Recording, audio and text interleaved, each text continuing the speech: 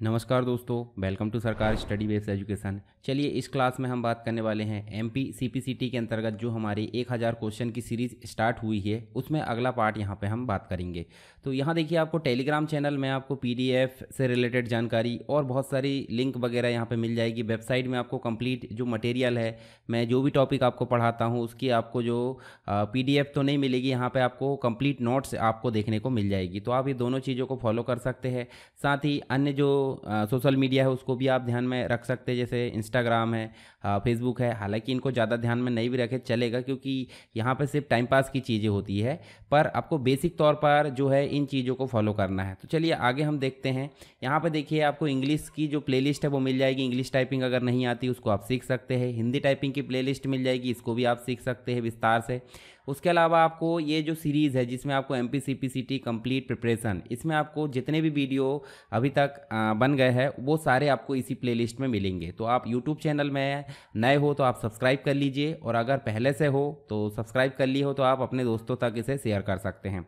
यहाँ देखिए जो वेबसाइट है आपको इस प्रकार से दिखेगी, सरकार स्टडी वेब .com। यहाँ आपको एमपी एग्ज़ाम के अंतर्गत सीपीसीटी मिलेगा। बेसिक कंप्यूटर नॉलेज आप यहाँ से ले सकते हैं, कंप्यूटर नोट्स यहाँ से देख सकते हैं कोर्स की। तो ये सारी चीज़ें आपको यहाँ पे मिल जाएगी। यहाँ नेक्स्ट क्वेश्चन देखने को मिल जाता है हमको कंप्यूटर के अंतर्गत। एक प्रकार से यहाँ देखिए खाली मतलब जो है ब्लैंक दिया है। ब्लैंक एक पेज डिस्क्रिप्शन लैंग्वेज है जो जिसे हम शॉर्ट में पीडीएल भी बोलते हैं। इसे विशेष रूप से विभिन्न प्रिंटिंग डिवाइस, या हम सिंपल बोलें तो हम प्रिंटिंग के लिए, यानी कि जो प्रिंटर है हमारा, प्रिंटर के लिए या प्रिंटर के बीच जो फीचर्स होते हैं, बहुत सारे फीचर्स होते हैं प्रिंटर के, उसके लिए जो है कुशल और प्रभावी नियंत्रण के लिए इसे विकसित किया है। तो सिंपल हम बोल सकते हैं जैसे एक कंप्यूटर है। कंप्यूटर से जब हम प्रिंट के लिए कमांड देते हैं तो कोई ना कोई प्रिंटर में इसको जो है प्रिंट के लिए यहाँ पे दिया जाता है, केबल के माध्यम से या वाईफाई के माध्यम से। तो जब हम कमांड देंगे तो एक निश्चित चीज़ें रहती है कि पेज कितने दिए हैं, पेज का आकार क्या है, किस प्रकार के फॉन्ट है, कितनी कॉपी निकालना है, सारी चीज़ें इंस्ट्रक्शन के तौर पर एक वायर या बिना वायर के आप प्रिंटर को सौंप देते हैं, प्रिंटर को इंस्ट्रक्शन दे देते हैं। तो क्यों ना प्रिंटर के पास भी अपनी खुद की एक लैंग्वेज होना चाहिए जिसे वो आसानी से समझ सके।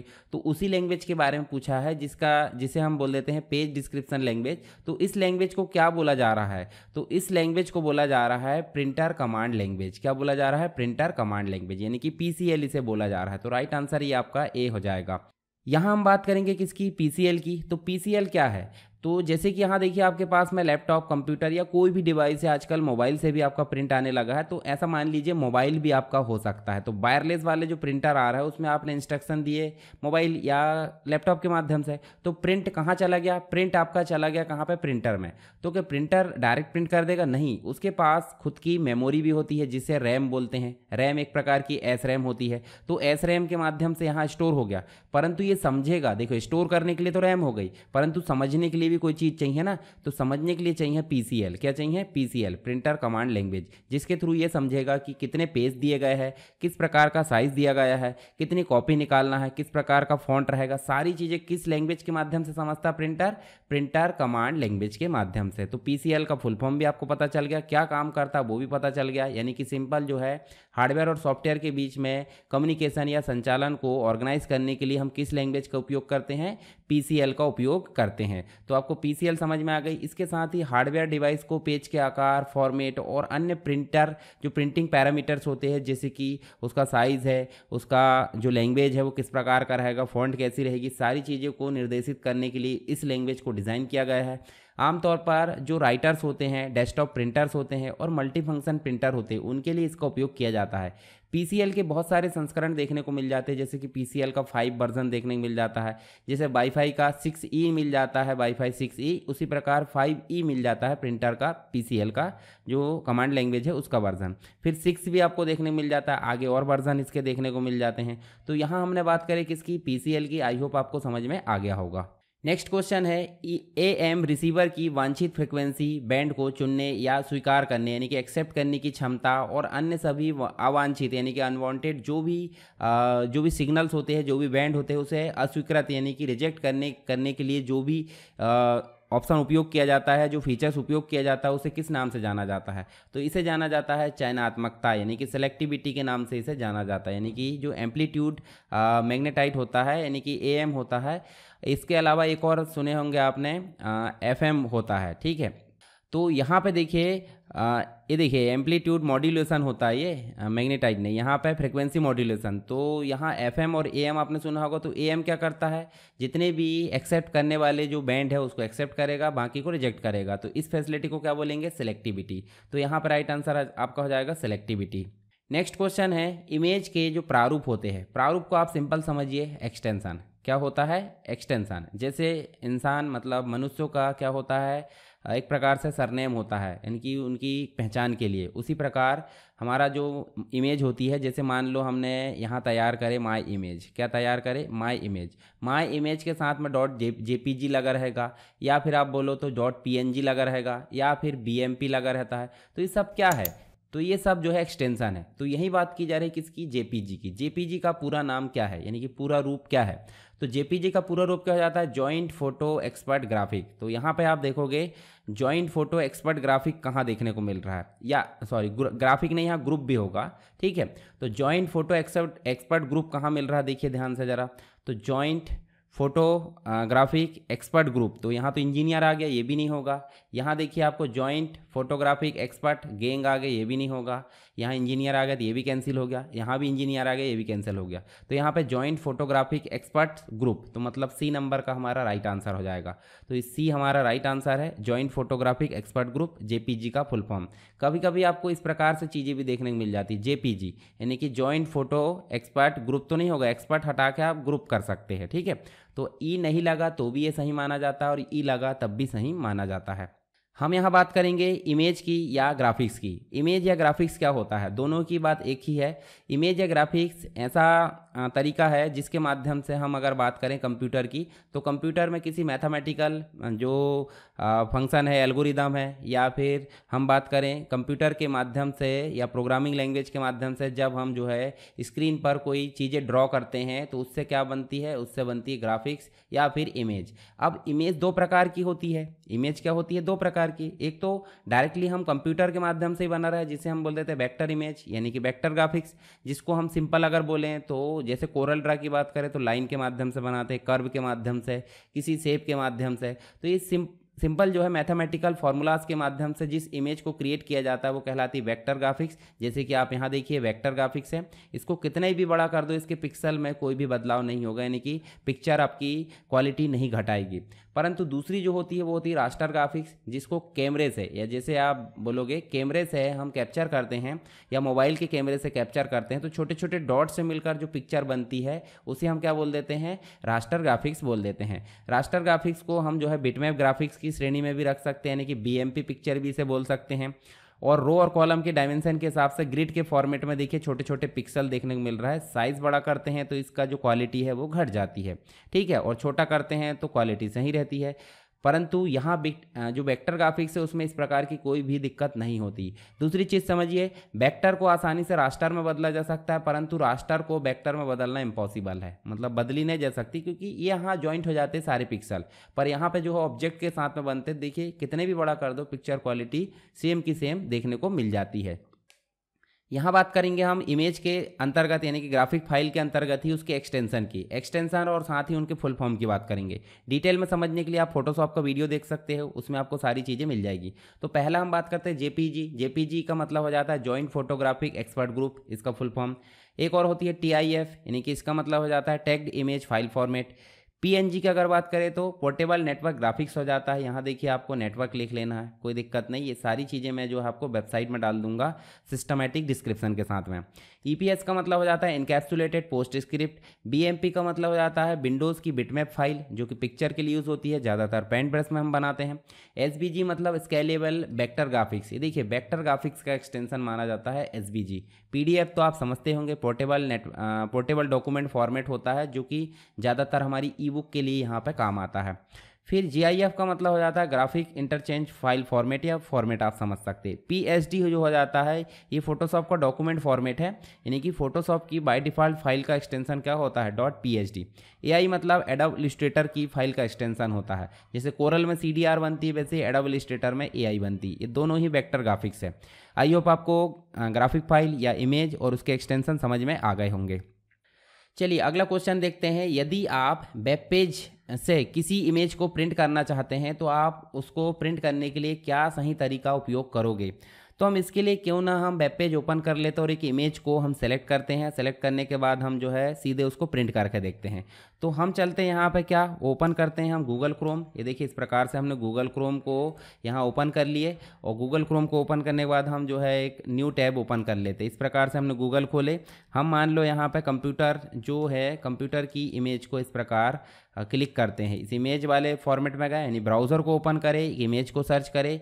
इमेज को सर्च करने के बाद हमने उसको सेलेक्ट करें और राइट क्लिक करके हम जो है यहाँ से देखिए इसको न्यू, देखिए यहाँ पे न्यू इन, देखिए open link in new tab या फिर न्यू विंडो, किसी भी चीज़ में हम ओपन कर सकते हैं। मान लो हमने न्यू विंडो में ओपन कर ली, ठीक है। इस न्यू विंडो में ओपन करें और यहाँ से हम जो है इसको प्रिंट कर लेंगे। अब यहाँ पूरी इमेज नहीं खुली, कोई दिक्कत नहीं, पर हमारा तरीका यही होना चाहिए। जैसे इसको भी हम ओपन करें तो यहाँ से भी वो जो है क्या करेगी, न्यू विंडो में ओपन होगी और प्रिंट कर लेंगे। तो हम सीधे चलते कहाँ पे, हमारे क्वेश्चन में। तो देखिए क्या बोला जा रहा है, एक वेब पेज को खोलना है, इमेज का चयन करना है, Ctrl+P दबाना है और केवल इमेज का चयन करना है। तो गलत हो गया, उल्टा जो है उल्टा मामला हो गया यहाँ पे, तो ये गलत हो जाएगा। फिर वेब पेज को खोले, इमेज पर राइट क्लिक करें, ओपन इन न्यू टैब या फिर न्यू इमेज करें, ओपन इमेज करें। उसके बाद देखिए Ctrl+P दबाए और एंटर करें। तो ये तरीका बिल्कुल सही लग रहा है, फिर भी हम आगे पढ़ लेते हैं। वेब पेज खोलना है, इमेज पर राइट क्लिक कर, लेफ्ट क्लिक करना, जबकि लेफ्ट क्लिक तो यहाँ पर होता ही नहीं ना, राइट क्लिक हो रहा है, तो ये भी गलत हो जाएगा। फिर वेब पेज खोले, Ctrl+P दबाए, ये भी नहीं। तो इसका मतलब राइट आंसर क्या होगा, बी। पहले वेब पेज को खोलना है, फिर राइट क्लिक करना है इमेज के ऊपर, फिर न्यू विंडो में या न्यू टैब में ओपन करना है, Ctrl+P दबाना और एंटर करना है। तो यहाँ राइट आंसर आपका बी हो जाएगा। नेक्स्ट क्वेश्चन है क्रोम, यानी कि गूगल क्रोम का जो ब्राउज़र है, ब्राउज़र के अंतिम टैब। अंतिम टैब का मतलब हो जाता है कि जैसे आप जो है गूगल क्रोम में चले तो देखिए इस प्रकार से आपने टैब खोल लिए। मान लो आपने एक में क्या खोल लिए, एक में आपने टेलीग्राम खोल लिए, ठीक है, एक में आपने यूट्यूब खोल लिए। तो आप ऐसा कर सकते हैं कि देखिए अलग अलग प्रकार से।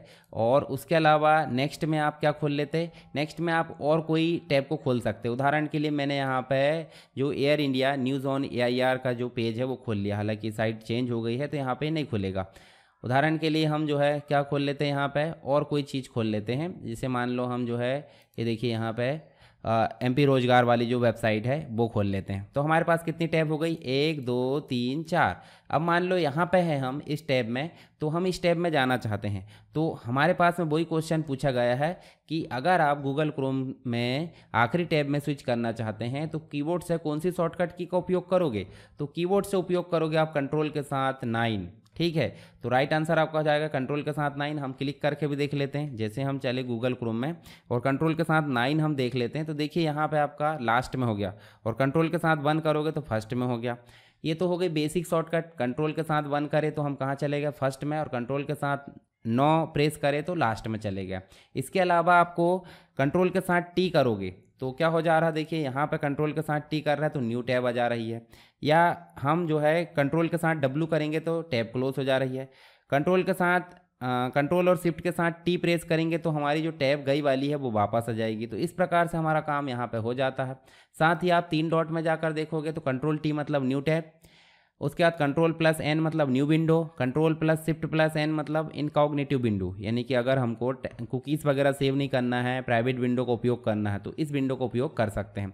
Ctrl+J का मतलब डाउनलोड जो फोल्डर है उसको ओपन करना है या जो भी हिस्ट्री है। Ctrl+Shift+Delete का मतलब ब्राउजिंग हिस्ट्री को डिलीट करना। Ctrl+P का मतलब प्रिंट करना।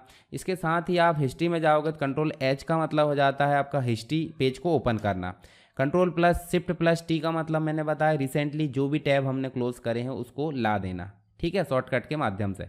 उसके बाद बुकमार्क में भी जाओगे तो Ctrl+D का मतलब हो जाता है करंट जो पेज है उसको बुकमार्क करना, यानी कि अपना जो फेवरेट है वो बनाना। उसके बाद आप देखोगे सभी टैब, जितनी चारों टैब खुली उनको अगर बनाना तो Ctrl+Shift+D। इसके बाद बुकमार्क को हाइड करना है तो Ctrl+Shift+B करना पड़ता है। Ctrl+Shift+O का मतलब बुकमार्क को मैनेज करने वाला पेज ओपन हो जाना चाहिए। उसके बाद आपको कुछ और इम्पॉर्टेंट चीज़ें देखने को मिल जाती है, परंतु हमको जो है यहाँ पे ज़्यादा ध्यान नहीं देना है। तो ये तो बात हो गई किसकी, ब्राउज़र जो हमने देखे इम्पॉर्टेंट, मतलब जो भी शॉर्टकट की होती है उनके बारे में हमने यहाँ पे जाना। आई होप आपको समझ में आ गया होगा।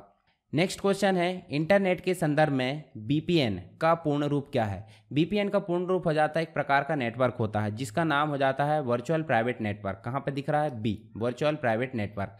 तो अब नेटवर्क तो अलग अलग प्रकार के होते हैं, जैसे आपने सुना होगा लैन यानी कि लोकल एरिया नेटवर्क, आपने सुना होगा मैन मेट्रोपॉलिटन एरिया नेटवर्क, आपने एक और सुना होगा WAN यानी कि वाइड एरिया नेटवर्क, और एक और आपने सुना है बीपीएन जिसका नाम हो जाता है वर्चुअल प्राइवेट नेटवर्क। तो वर्चुअल प्राइवेट नेटवर्क एक प्रकार का नेटवर्क ही है जिसके बारे में हम विस्तार से जानने वाले हैं।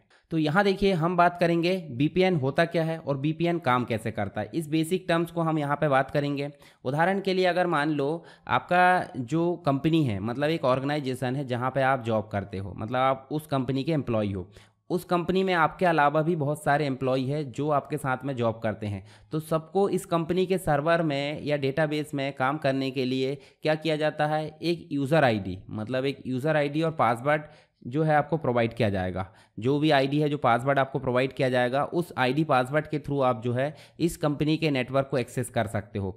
उदाहरण के लिए अगर आप यहाँ हैं तो ठीक है, परंतु यहाँ नहीं भी है और अगर आप अपने घर पे बैठे हो और घर पे बैठे बैठे आप अपने कंपनी के नेटवर्क में काम करना चाहते हैं, अपने कंपनी के डाटाबेस में काम करना चाहते हैं, तो आप पब्लिक नेटवर्क का यूज़ कर रहे हो घर में बैठे बैठे। पर पब्लिक नेटवर्क का यूज़ करते हुए आप क्या कर सकते हो, जो भी आईडी है और पासवर्ड के माध्यम से अपने कंपनी के डाटाबेस में काम कर सकते हैं, यानी कि उसको एक्सेस कर सकते हैं। तो इसी तकनीक को हम बोल देते हैं बीपीएन यानी कि वर्चुअल प्राइवेट नेटवर्क। ठीक है, कैसे काम करता है तो आप देखोगे यहाँ पे बहुत सारी चीज़ होती है। जब भी आप यहाँ पे कुछ काम करोगे तो वो एनक्रिप्शन यहाँ पे हो जाता है। एनक्रिप्शन मतलब हो जाता है जो भी आपने टाइप करे हो, जो भी आपने सिग्नल भेजे हो, उसको एनक्रिप्टेड फॉर्म में यहाँ पे भेजेगा या लाएगा। दोनों ही चीज़ें यहाँ देखने को मिल जाती है। तो बीपीएन मतलब वर्चुअल प्राइवेट नेटवर्क हो जाता है, एक प्रकार की टेक्नोलॉजी है जो यूज़र और नेटवर्क के बीच में इंटरनेट पर एक सुरक्षित कनेक्शन को स्थापित करती है। यानी कि सिंपल हम बोलें तो एनक्रिप्शन यहाँ पे देखने को मिल जाता है। यह डेटा को सेंड करने के लिए एक प्राइवेट एनक्रिप्टेड टनल यानी कि एक सुरंग का निर्माण करती है जो यूज़र की ऑनलाइन जो भी एक्टिविटीज़ होती है उनको अन्य यूज़र से सुरक्षित रखती है। उदाहरण के लिए इस यूज़र के द्वारा कोई सिग्नल भेजा है तो बीच में से कोई व्यक्ति अगर इस सिग्नल को बीक करना चाहता है या पढ़ना चाहता है तो वो नहीं पढ़ पाएगा। क्यों? क्योंकि वो किस फॉर्म में है, एनक्रिप्शन के फॉर्म में, यानी कि एनक्रिप्टेड जो है आपका डेटा एनक्रिप्टेड देखने को मिलेगा। जो सर्वर है उसी के द्वारा समझ में आएगा और इधर से आएगा तो इसके द्वारा ही समझ में आएगा। बीच में कोई भी चीज़ें समझने योग्य नहीं होगी।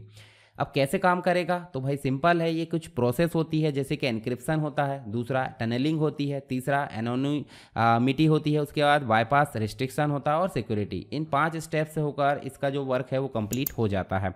तो यहाँ हम बात करेंगे सबसे पहले एनक्रिप्शन की।